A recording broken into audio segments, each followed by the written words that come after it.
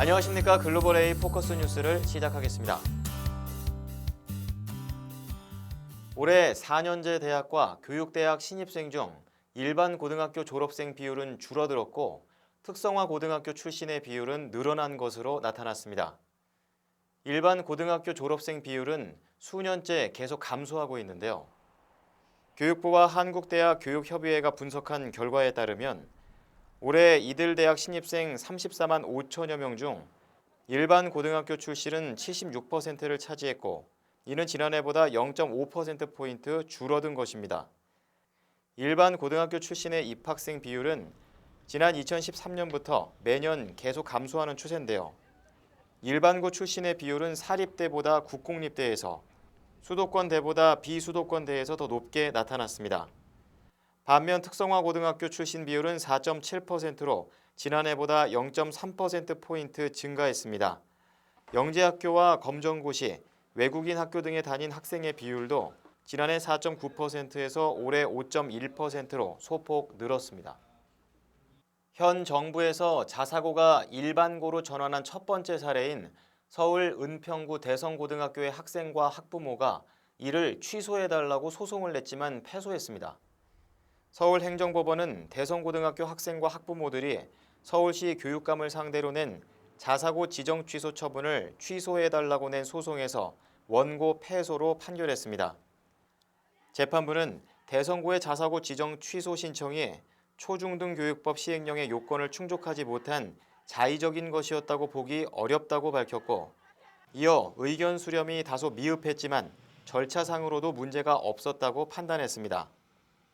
대성고등학교를 운영하는 학교법인 호서학원은 학생 충원이 제대로 이루어지지 않아서 재정 부담이 커진다는 이유로 지난해 7월 교육청에 자사고 지정을 취소해달라고 신청했고 이에 일반고 전환 절차를 밟고 지난 9월 교육부가 동의함에 따라 지정 취소가 확정됐습니다. 지정 취소가 확정됨에 따라 대성고등학교 학생과 학부모는 반발하며 소송을 냈지만 서울행정법원과 서울고등법원에서 연달아 기각됐습니다. 서울시 교육청은 대한전문건설협회 서울특별시회와 업무협약을 체결했다고 밝혔습니다. 이번 협약은 부실시공과 부정부패를 방지하기 위해 마련이 됐는데요. 양 기관은 이날 협약으로 관련 법령에 의거해 적정 공사비를 적용하고 감독과 공사 추진 과정에서 금품이나 향응을 요구하거나 수수하는 것을 금지하기로 결정했습니다. 또한 수주와 시공 과정의 불법 행위를 근절하고 부실 시공 방지를 위해 현장 관리와 안전 시공에 노력하겠다고 밝혔습니다. 이 밖에 시공 중에 국민 안전을 위해하거나 사회적인 정서에 어긋나지 않도록 윤리 경영을 하는 것에도 협력하기로 했습니다. 서울시 교육청은 이번 업무 협약을 통해 서울시 내 각급 학교의 교육시설 환경이 한층 더 고품질화될 수 있고 학교 공사 분야의 청렴도 향상에도 크게 기여할 것이라고 말했습니다. 경상북도 교육청은 도서관 현대화 사업으로 올해 78개 교에 32억 원을 지원한다고 밝혔습니다. 우선 지원 대상 학교는 현대화 사업 미지원 학교와 통합으로 인해 환경 개선이 필요한 학교 등인데요. 사업비는 학교가 신청한 사업 계획에 따라 한 학교당 2천만 원에서 5천만 원씩 지원되고 시설 개선비와 교수 학습 환경 구축비로 사용됩니다. 도교육청은 원활한 사업 추진을 위해 학교 관리자와 담당자 120명을 대상으로 설명회를 가졌고 설명회에서는 현대화 사업 계획 수립과 예산 집행 절차, 정보 공유 공간으로서 학교 도서관 리모델링 방법 등 복합적인 미래교육 공간으로 활용되는 현대화 사업 우수 사례가 소개됐습니다. 과학기술정보통신부와 국내통신 3사가 올해 말까지 전국 고등학생을 대상으로 EBS 전용 데이터 부가 서비스를 무료로 제공한다고 밝혔습니다. 통신 3사와 과기정통부는 모든 고등학생들의 부담을 덜어주기 위해 이용료를 각각 절반씩 지원하기로 결정했는데요. 이번 프로모션이 적용되는 부가 서비스는 SK텔레콤의 EBS 데이터 팩과 KT의 EBS 데이터 안심 옵션, LG U+의 EBS 데이터 안심 옵션 청소년 서비스입니다. 모두 EBS 교육 콘텐츠를 이용할 수 있는 2GB의 전용 데이터를 매일 제공하고 데이터가 모두 소진되면 최대 초당 3메가비트 속도로 무제한 이용할 수 있습니다. 이번 혜택을 받으려면 각사의 해당 서비스를 신청하면 되고 2001년부터 2003년에 출생한 고등학생은 신청을 하면 이용료가 자동으로 감면됩니다. 해당 기간 출생하지 않은 고등학생은 신청할 때 재학 증명서를 제출하면 됩니다. 국가인권위원회 스포츠인권특별조사단은 전국 초중고교와 대학교 운동선수 7만여 명을 대상으로 인권 실태 특별조사를 한다고 밝혔습니다. 초중고 학생선수 인권특별조사는 다음 달 12일까지 학교별로 온라인 설문조사를 진행하게 되는데요. 설문은 학습과 보장 여부와 성폭력 및 폭력 경험 실태 등 운동선수의 삶과 운동부 문화 전반에 관한 내용입니다. 인권위는 조사 참여자가 최대한 조사에 집중할 수 있도록 참가자에게 스포츠 인권 동영상을 보여주고 조사를 안내하는 교사에게는 세부적인 조사 매뉴얼을 지키도록 할 계획입니다.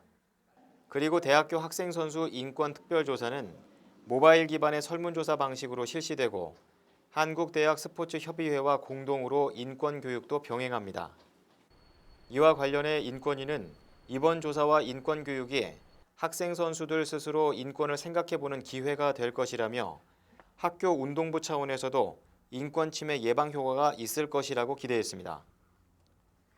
보건복지부는 7월 1일부터 어린이집 이용 불편 부정신고센터가 운영된다고 밝혔습니다. 한국보육진흥원에 설치되는 신고센터에서는 학부모가 어린이집을 이용할 때 겪는 다양한 불편 사항에 대한 안내와 필요한 조치를 제공하는데요. 일반적인 행정조사로는 밝히기 어려운 어린이집의 부정수급에 대한 신고도 접수합니다. 그리고 한국보육진흥원은 현지 조사지원팀도 구성 운영하는데 현지 조사지원팀은 보건복지부의 지휘 아래 신고센터에 접수된 민원 중 사안이 심각한 민원과 사회적 이슈 기관에 대해 현지 조사를 지원하게 됩니다. 그동안 어린이집 보조금 부정수급 등의 조사는 지자체에서 담당했지만 앞으로는 일부 신속하고 엄중하게 처리해야 할 사안에 대해서는 보건복지부가 직접 조사합니다. 신고센터에 접수된 민원 중 현지 조사를 통해 부정수급이 밝혀지면 지자체에서는 행정처분 조치와 보조금을 환수하고 신고자에게는 환수 금액 중 일부를 포상금 최대 5천만 원으로 지급하게 됩니다.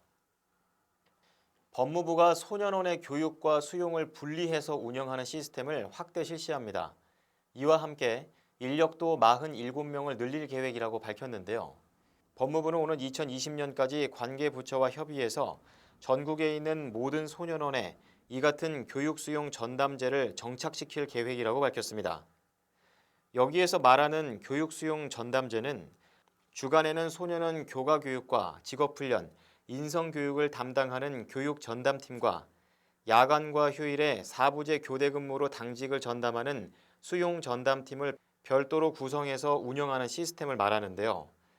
이는 청소년 강력범죄로 소년 재범 방지에 대한 사회적인 요구가 높아지고 소년원 교사들이 주간 교육에 이어 야간 수용 관리로 장시간 연속 근무를 하면서 발생하는 업무 과중을 해소하고자 추진됩니다. 한편 법무부는 학생 1인당 자격증 취득 건수가 14% 증가했다고 밝혔고 또한 직원 1인당 월 평균 초과 근무 시간이 기존 85시간에서 27시간으로 대폭 감소해 근무 여건이 개선됐다고 설명했습니다.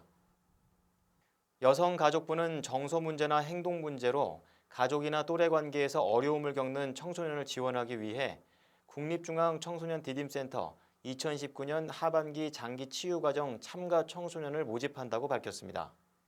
치유과정은 8월 19일부터 12월 13일까지 약 4개월 동안 초중고교생 60명을 대상으로 진행이 되는데요.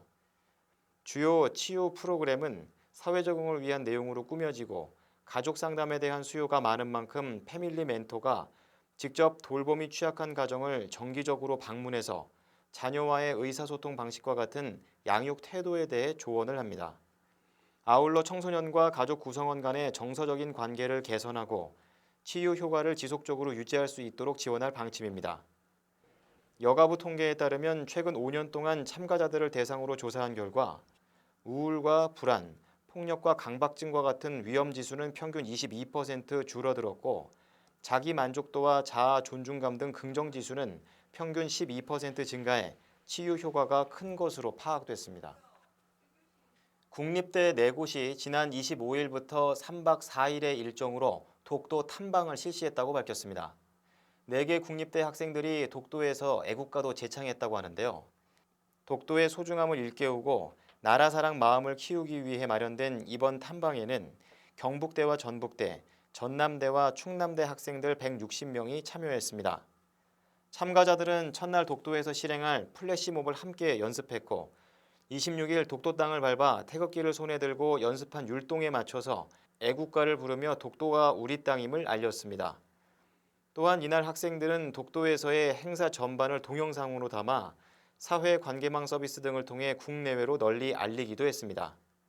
한편 독도 탐방 행사는 전북대와 경북대가 교류 차원에서 시작한 이후 올해 7년째로 대학 범위를 확대해 이루어지고 있습니다. 서울 서초구는 학교 내 유휴 공간을 자연학습장과 쉼터, 녹지 등으로 조성하는 에코스쿨 조성 사업을 추진한다고 밝혔습니다. 구는 관내 5개 교에 7억 5천만 원을 투입해 9월까지 학교별 특성에 맞는 녹지 공간을 조성하는데요. 구는 5개 학교 공간에 미세먼지 저감에 도움이 되는 느티나무와 회양목, 사철나무 등 26종과 교목, 관목, 초하류를 각 학교 환경에 따라 심을 예정입니다. 또한 구는 분무장치와 그늘목 등을 심어서 폭염으로부터 아이들을 보호한다고도 밝혔습니다. 조은희 서초구청장은 이번 사업으로 미세먼지와 폭염 등으로 인해 지친 아이들이 잠시나마 힐링하는 시간을 보낼 수 있을 것이라며 앞으로도 에코스쿨 조성 사업을 지속적으로 추진해서 학생들에게 친환경적인 공간을 제공하겠다고 말했습니다. 구직 활동을 하는 저소득층 청년에게 정부가 지급하는 청년 구직 활동 지원금으로 수십만 원짜리 게임기를 사는 등 부적절하게 사용한 사례가 확인됐습니다. 청년 구직 활동 지원금은 구직 활동을 하는 저소득층 청년을 위한 것으로 수급자에게는 월 50만 원에 해당하는 포인트가 든 클린카드가 발급되는데요. 고용노동부 자료에 따르면 지난달 청년구직 활동 지원금 수급자가 일시불로 지원금 30만 원 이상을 결제한 사례에 대해서 노동부 측에게 사용 내역을 소명해야 합니다. 대부분은 취업 준비를 위한 학원 수강료로 썼지만 문제는 부적절해 보이는 사용처도 있다는 점인데요. 한 수급자는 마트에서 40여만 원의 게임기를 구매하고 사용 내역을 스트레스 해소용으로 기재했습니다. 또한 다른 수급자는 50만 원에 가까운 태블릿 PC나 에어컨을 사기도 했습니다. 노동부는 사용 내역이 취지에 맞지 않을 경우 내용 부실로 분류하고 경고 조치를 하는데요. 경고를 2번 받으면 한 달 동안 지원금을 못 받고 3번 받으면 지원 자체가 중단됩니다. 대학 입시교육업체 이투스와 무단으로 전속계약을 해지한 강사 우형철 씨가 회사에 지급할 손해배상 금액이 75억여 원으로 확정됐습니다. 대법원은 최근 이투스가 우 씨 등 3명을 상대로 낸 손해배상 청구 소송 상고심에서 원고 일부 승소 판결한 원심을 확정했다고 밝혔습니다. 재판부는 우 씨는 이투스가 댓글 조작으로 계약을 위반하거나 계약 기초가 되는 신뢰관계를 파괴했다고 주장했지만 원심은 이를 배척했다며 이 같은 판단은 정당하고 법률 행위 해석과 계약에서 신뢰관계 파괴를 원인으로 한 해직권 발생 관련 법리를 오해한 잘못이 없다고 설명했습니다. 2015년부터 2020년까지 5년 동안 이투스와 전속계약을 맺은 우 씨는 2015년 5월 회사가 댓글 아르바이트를 고용해 경쟁학원이나 강사를 폄하하는 글을 작성하고 검색 순위 조작 마케팅을 했다며 전속계약 해지 의사를 밝혔습니다. 우 씨는 특정 강사의 홍보 비방 목적의 댓글 조작을 형사고발하고 다른 강사들과 클린 인강 협의회를 결성하는 등 활동을 해왔습니다. 이에 대해 이투스는 계약 의무를 이행하지 않고 다른 경쟁업체와 전속계약을 맺어 강의를 제공했다며 이미 지급한 전속계약금을 반환하고 위약금으로 지급하라며 이 소송을 제기했습니다. 질병관리본부는 최근 수족구병 환자 발생이 큰 폭으로 증가함에 따라 손 씻기와 기침 예절 등 예방수칙을 준수해달라고 당부했습니다. 전국 수족구병 표본 감시 결과 외래 환자 1000명당 수족구병 의심 환자는 올해 22명에서 41명으로 증가했고 특히 0세에서 6세 환자는 49명으로 높았습니다. 수족구병은 증상 발생 후 7일에서 10일 이후 대부분 자연적으로 회복하는 질병인데 개인 위생을 철저히 준수하면 예방이 가능합니다. 질병관리본부는 수족구병은 영유아에게 많이 발생하는 감염병이라며 집단 생활을 하는 어린이집과 유치원 등에서는 아이 돌보기를 전후로 손 씻기, 집기를 청결하게 관리하기 등 각별히 주의를 기울여 달라고 당부했습니다. 포커스 뉴스를 마치겠습니다. 시청해주신 여러분 고맙습니다.